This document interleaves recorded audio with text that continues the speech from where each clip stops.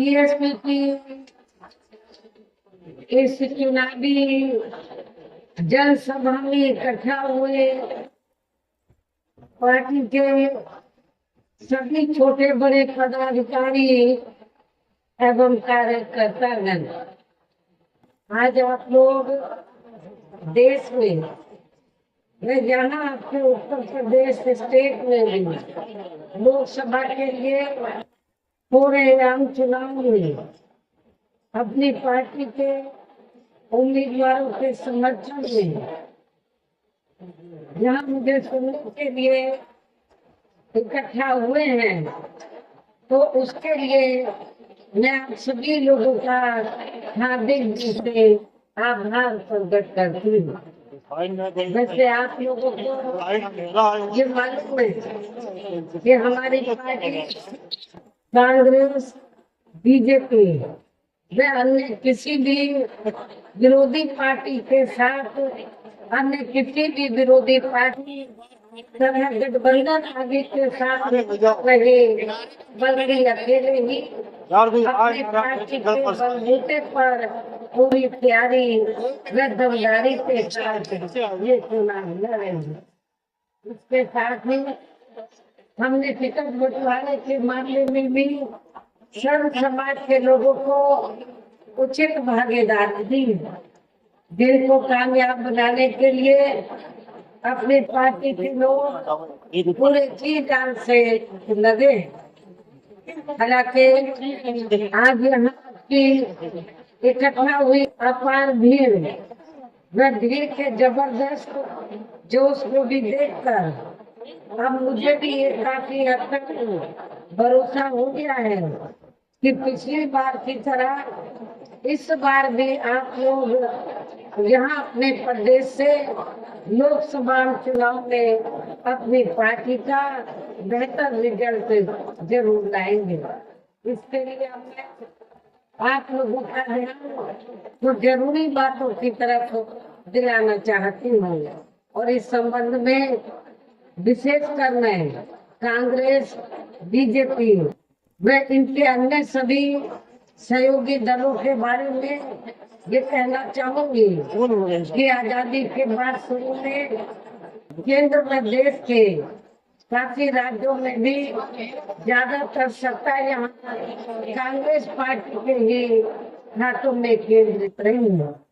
किंतु इनके अधिकांश मामलों में रही गलत नीतियों एवं गलत कार्य प्रणाली आदि की वजह से ही फिर इस पार्टी को केंद्र में काफी राज्यों की भी सत्ता से बाहर होना पड़ा है,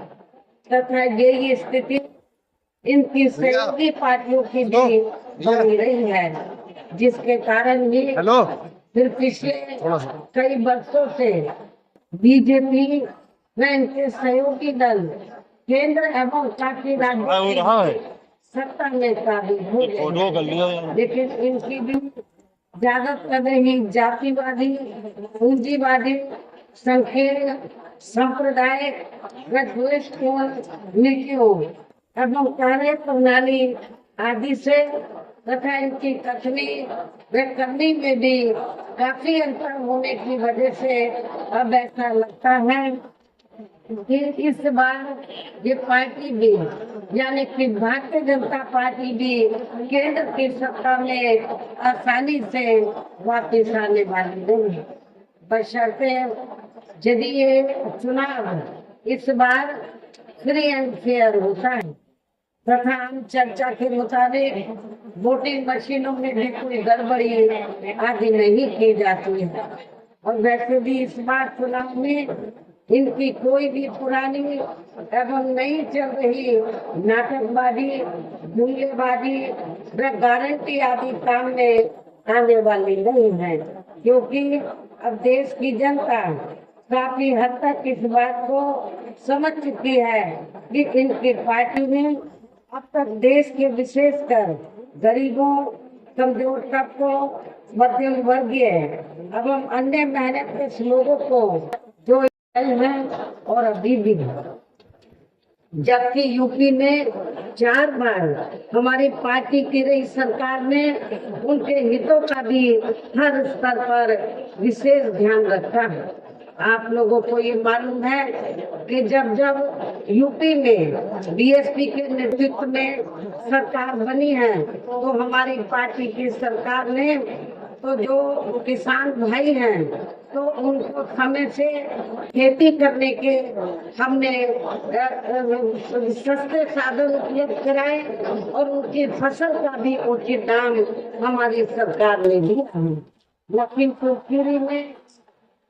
वैसे तो पूरे यूपी में किसान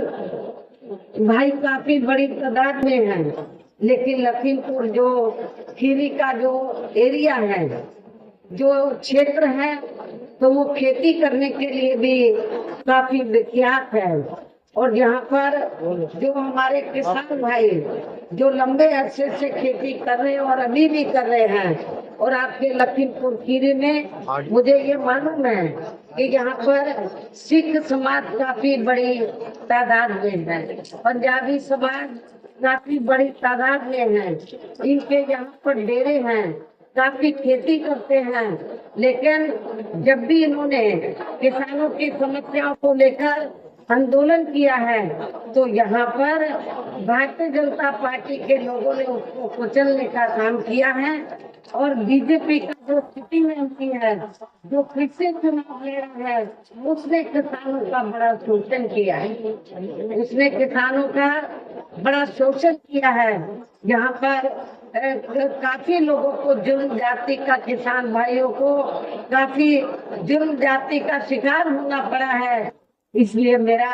किसान भाइयों से, चाहे सिख हैं, पंजाबी हैं, चाहे हिंदू हैं, सभी किसान भाइयों से ये अपील है, इस चुनाव में मौका है,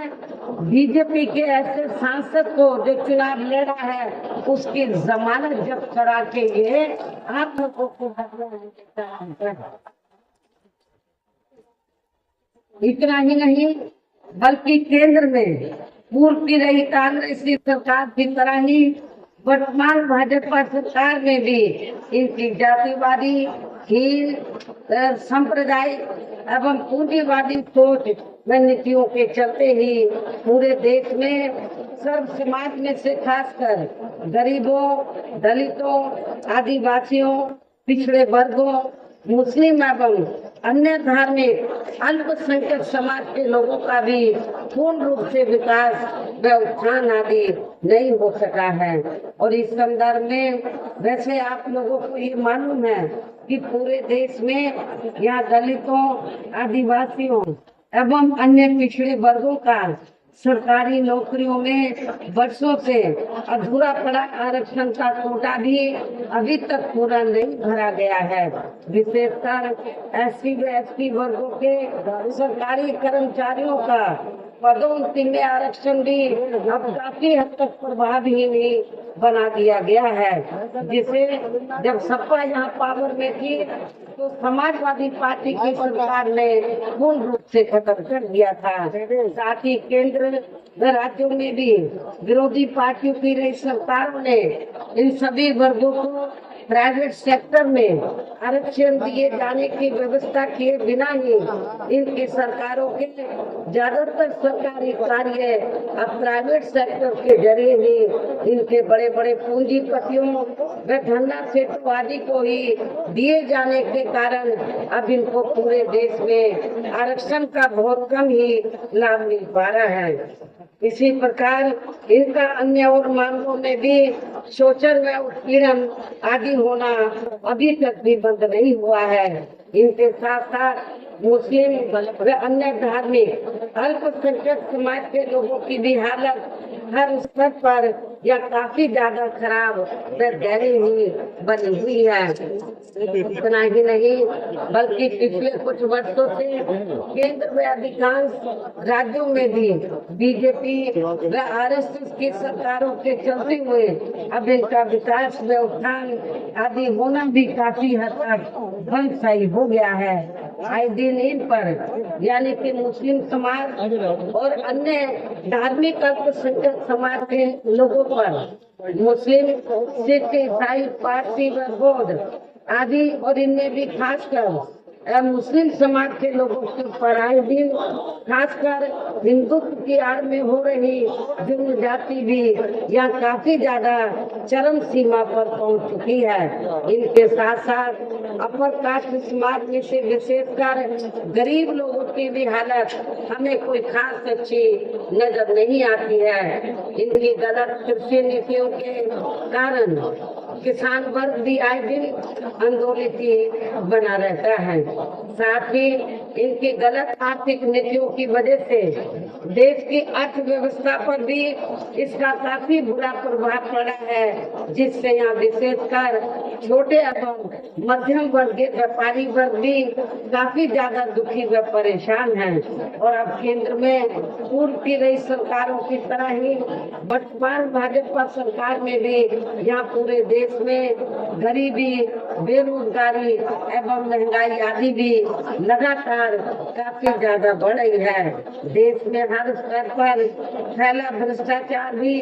अभी तक खत्म नहीं हुआ है। साथ ही अपने देश की सीमाएं भी अभी तक पूरे तौर से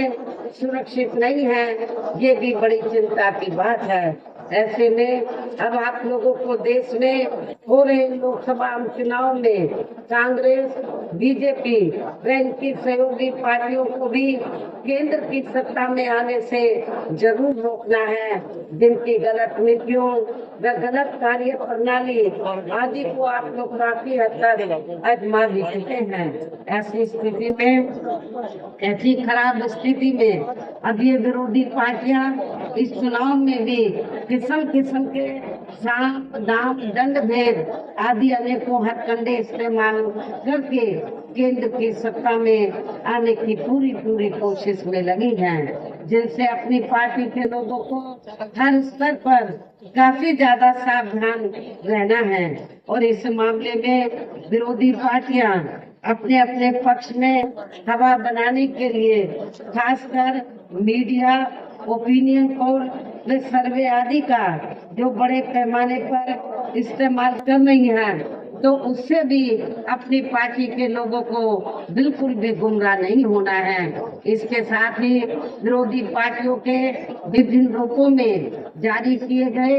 इनके हवाई व प्रलोभन भरे चुनावी घोषणा पत्रों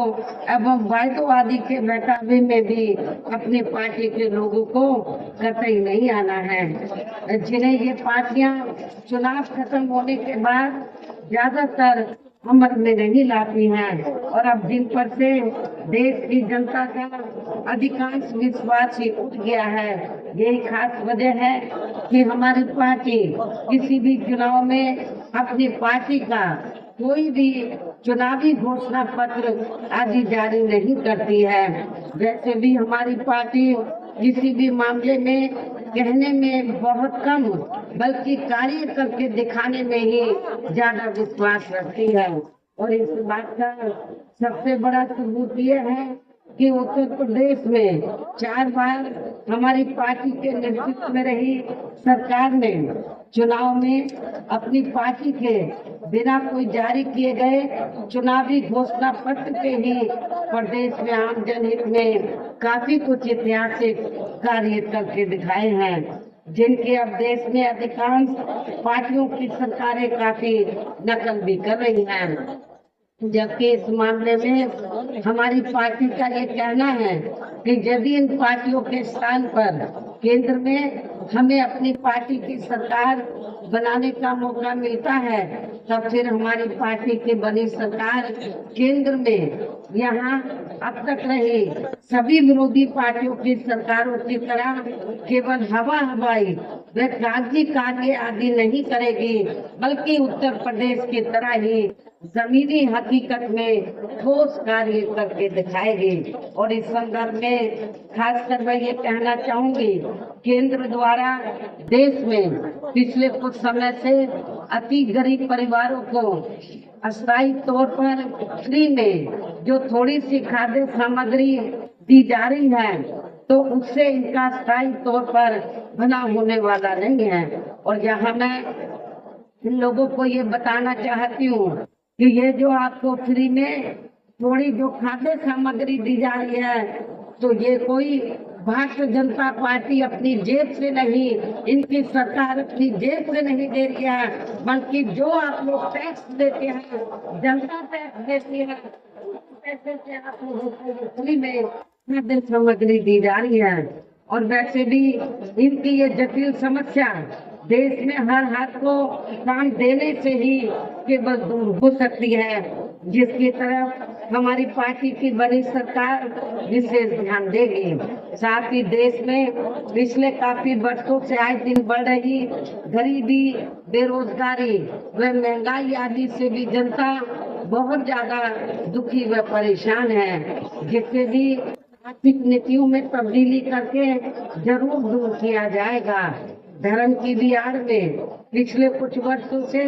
खासकर मुस्लिम समाज के लोगों का द्वेष की भावना से जो इनका काफी ज्यादा शोषण व उत्पीड़न किया जा रहा है, तो उसे भी जरूर रोका जाएगा। तो इसी प्रकार आप लोगों को ये मालूम है, जब कांग्रेस लोगों का भी काफी शोषण हुआ है, और जब इंदिरा गांधी हुआ था उस समय क्या एक तो सिख समाज के लोगों ने की, लेकिन उस समय पूरे देश में सिख समाज के लोगों को बड़े पैमाने पर तबाह बर्बाद किया गया था। सिख समाज के लोगों से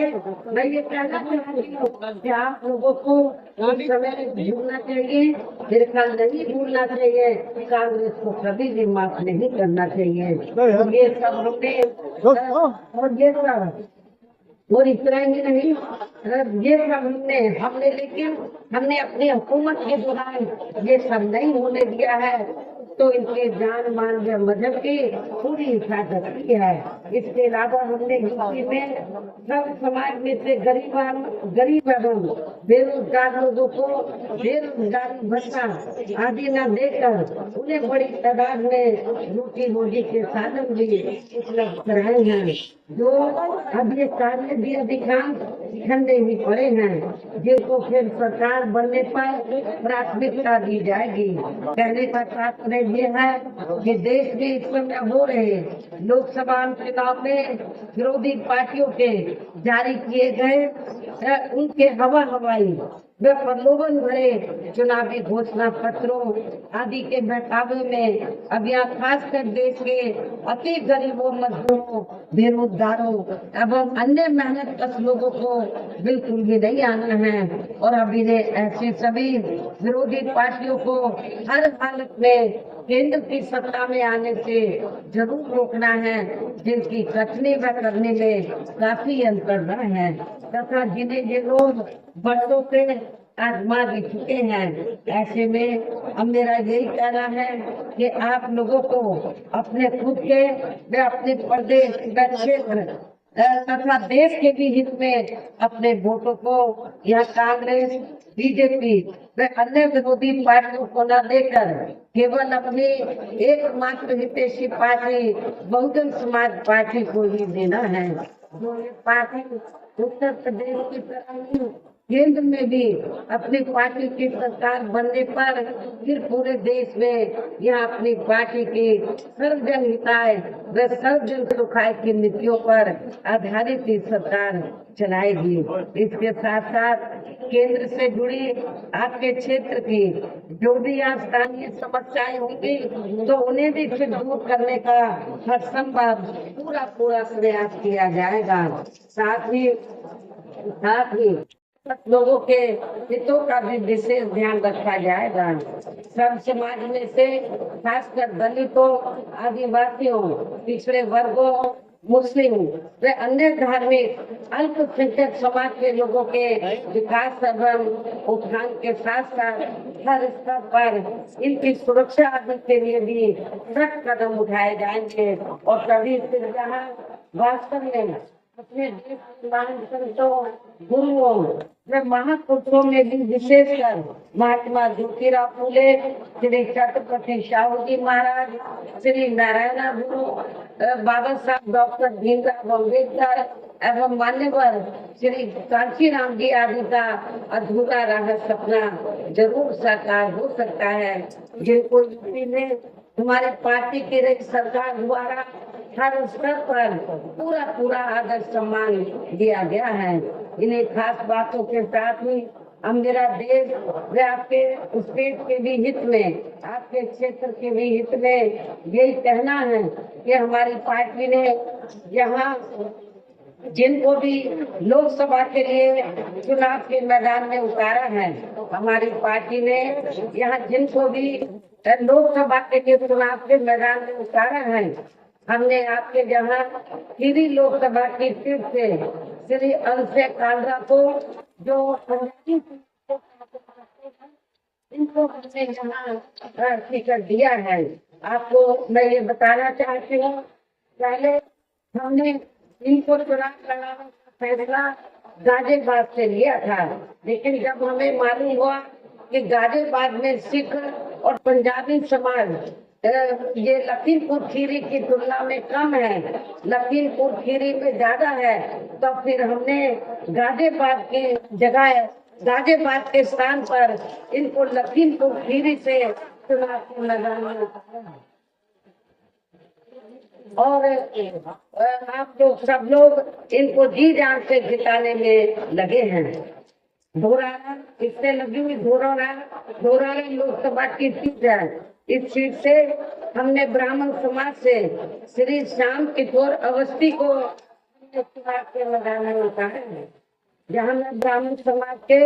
लोगों को ये बताना चाहती हूँ कि हमारी पार्टी ने धोरारा से ही ब्राह्मण समाज के व्यक्ति को चुनाव के मैदान में अकेले नहीं खड़ा किया है, बल्कि उत्तर प्रदेश में हमने ब्राह्मण समाज के लोगों को काफी टिकट दिए हैं। मुझे नहीं लगता कि हमसे ज्यादा किसी और पार्टी ने ब्राह्मण समाज को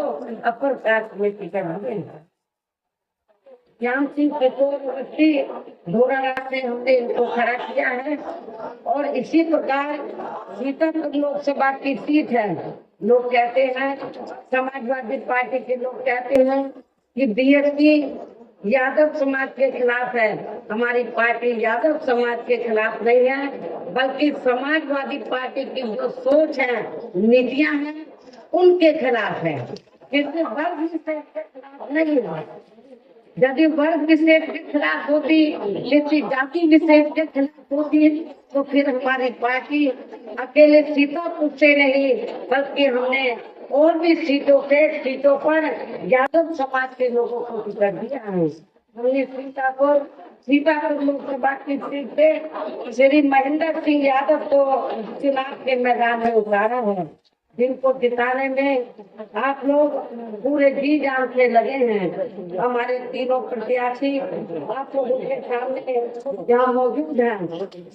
मंच पर मौजूद हैं, तो उन्हें आपको जरूर कामयाब बनाना है, जिसके लिए यहाँ पार्टी के सभी स्तर के छोटे बड़े पदाधिकारी एवं कार्यकर्तागण आदि पूरे जी जान से लगे हैं। और अब अंत में मेरा यही कहना है कि आप लोगों को